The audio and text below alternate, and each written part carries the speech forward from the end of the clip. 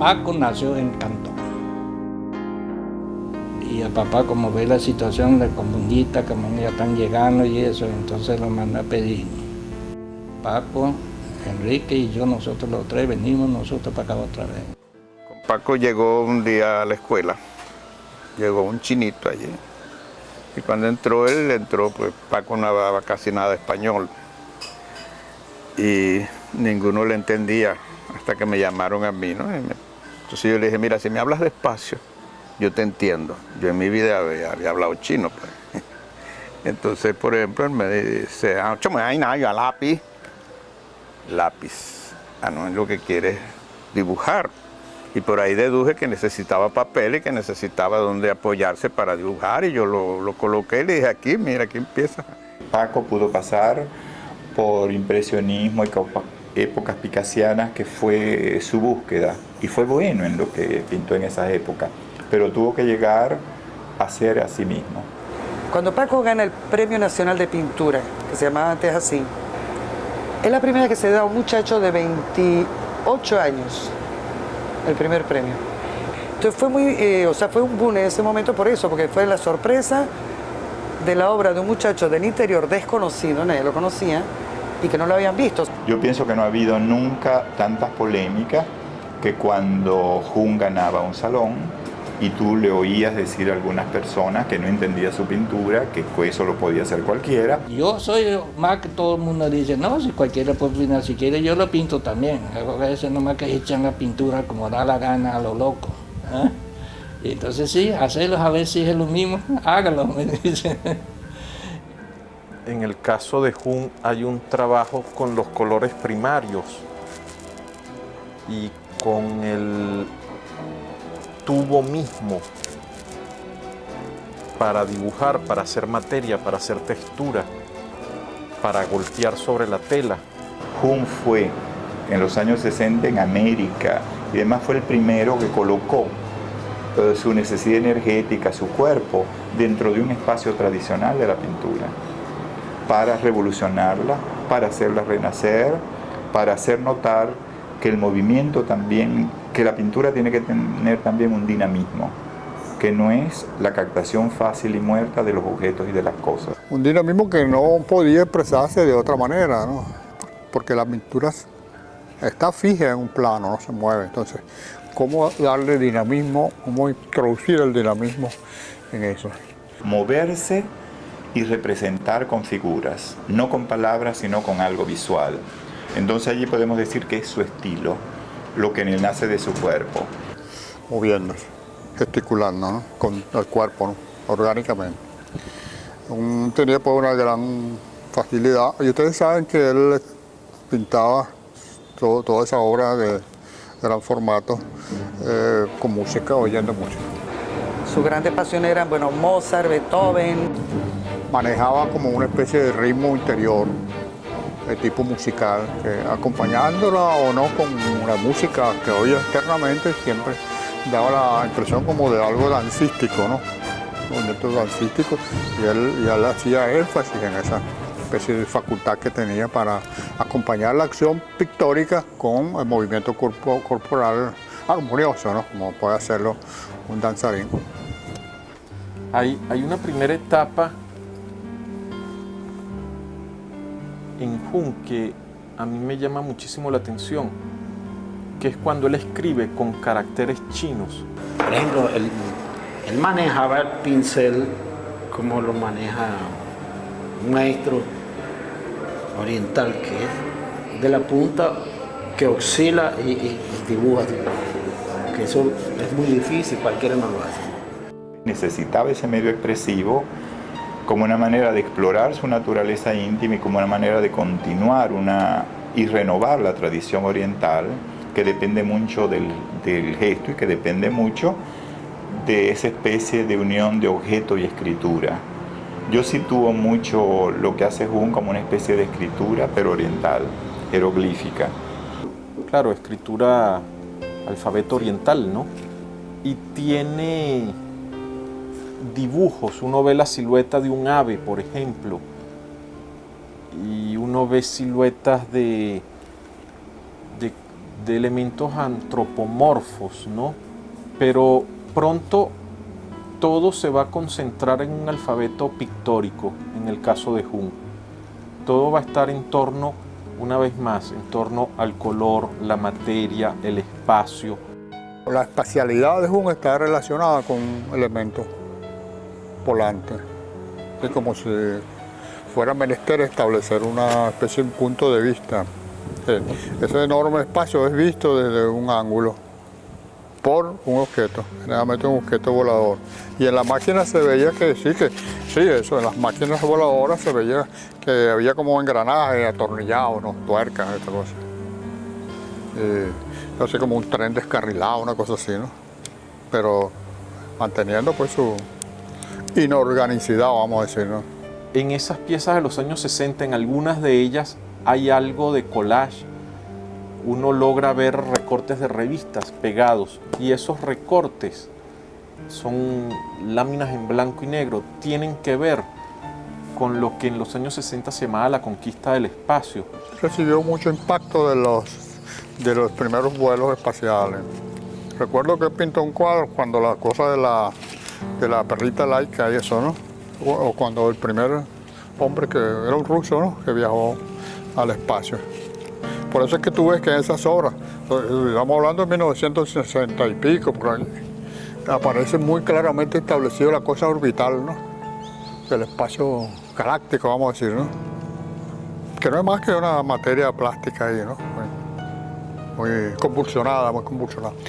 En Jung puede ser que esa conflictividad interna se manifiesta a través de una violencia que estalla en el cuadro, pero que él quiere que sea figurada, representada en el momento mismo en que se produce la explosión.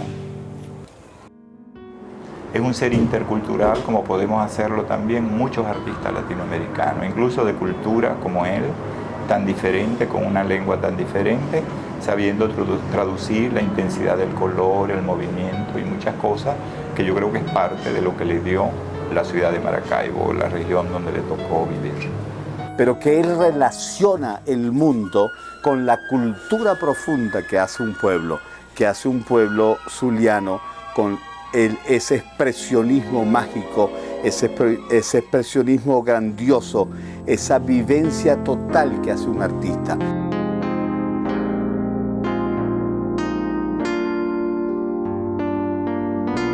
El mejor sitio para pintar él era en Maracaibo.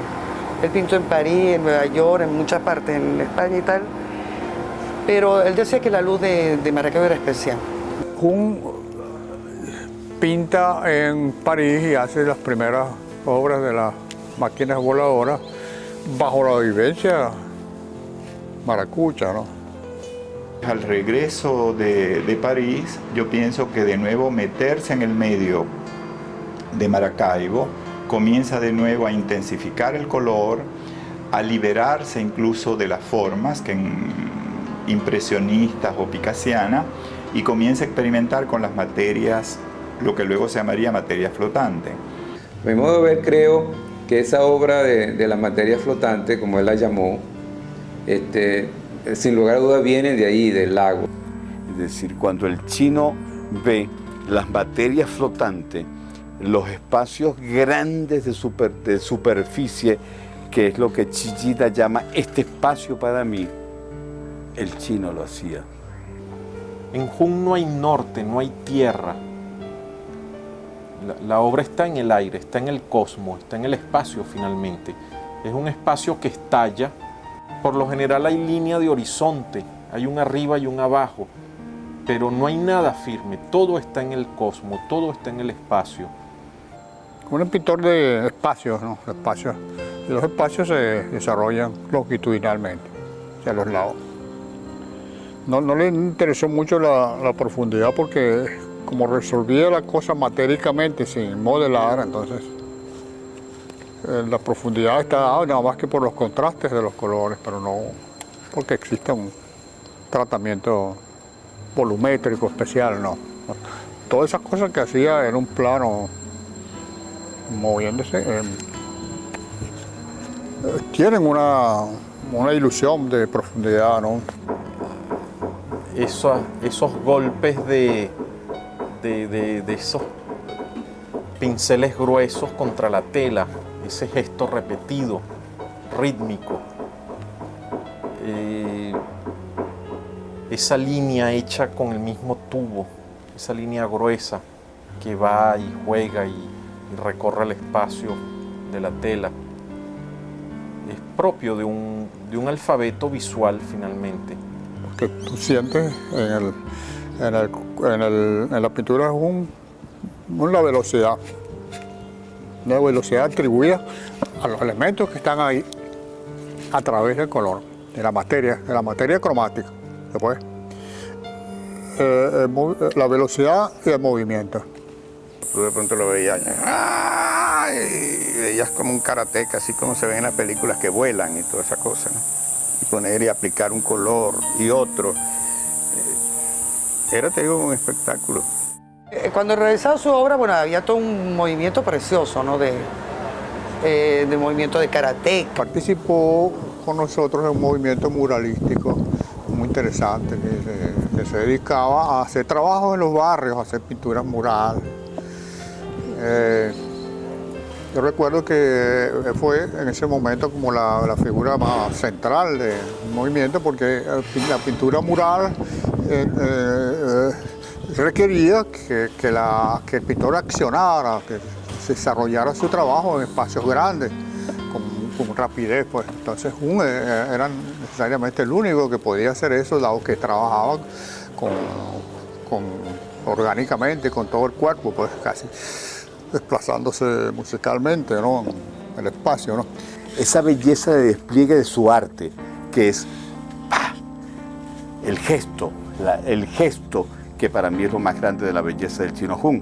Es el gesto interior que produce el Chino Jung, la creación de seres preciosos, de seres profundamente enraizados con una realidad y con un pueblo que se llama el amor, la vida, el ser. Siempre dijo Paco que su mejor creación, la mejor obra de él fueron sus 3 hijos. Yuri nació en 1968 en Caracas. Valentina nació en 1972 y en 1978 nace Alexander.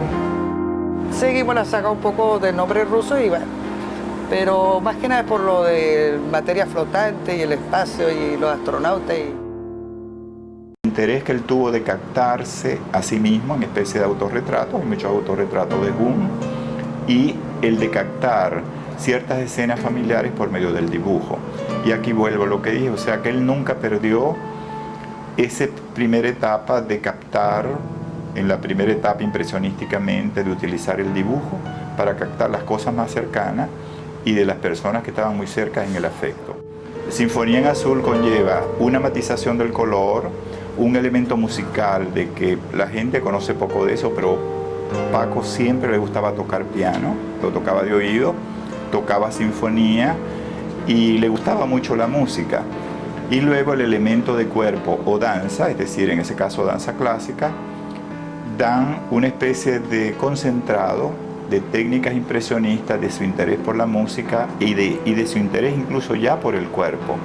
En muchos de los autorretratos aparecen sus niños, en otros muchos aparece Maite. Y en todos estos trazos lo que podemos ver es, no se trata del dibujo como dibujaban los demás, no se trata de técnicas como lo hacían los demás, y eso hace a Jung un caso muy particular dentro de la pintura zuliana y venezolana, y universal también. Arriba era la imaginación, la creación. Y en la casa era el dibujo, o sea, dibujar, pero mira, uno estaba dormido viendo televisión y bueno, dibujaba toda la familia, o sea, acostado en la noche, el muchacho tocando guitarra. Yo le decía que parecía una Polaroid, ¿te acuerdas? Porque lo hacía a una velocidad que... Realmente es una obra como maticiana, como de matiz, ¿verdad? Que hecha impulsivamente, con mucha rapidez. Incluso dejando zonas completamente coloreadas, abstractas, ¿no? Y también muy humorística, ¿no? Hay un elemento de humor en el juego, uno estaba siempre como jugando, ¿no? Yo comencé a trabajar con artistas dentro de la obra.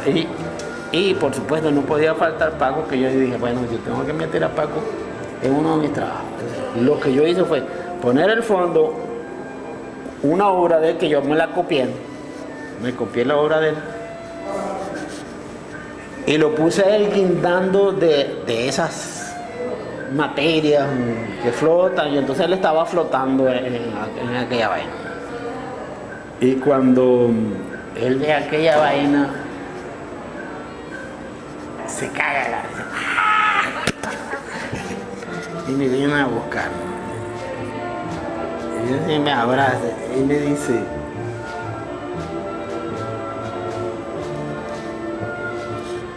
cuando me vuelva a encaramar en una vaina de esas te llevo.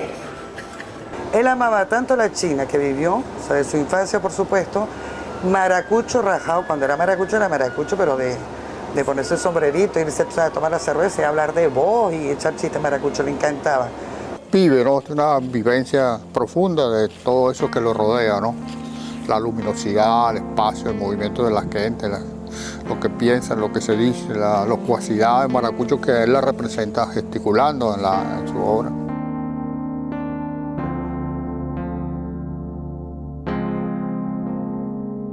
Era muy madrugador. Se levantaba con los pajaritos, se hacía un té y bueno, se iba subiendo al taller con los loritos a eso, les silbaba, tocaba un poquito de flauta, le contestaban unos loros que estaban por ahí atrás y tal, ¿no? Y bueno, ahí de Sapir, porque eso es verdad, siempre el gran respeto por el taller. O sea, Paco, ese era un mundo que él tenía que estar ahí no existía nada. El Chino Jung funcionaba con una especie de espectáculo que era su vida, pero él proporcionaba algo que le hacía funcionar. Es decir, su raíz no consistía en estar en una mano, sino estar en el mundo. Yo a veces digo, mira, que la grandeza de un hombre, en verdad, es cuando permanece en el tiempo y en el espacio con uno, o sea, que uno no siente la ausencia de él. Hay la nostalgia.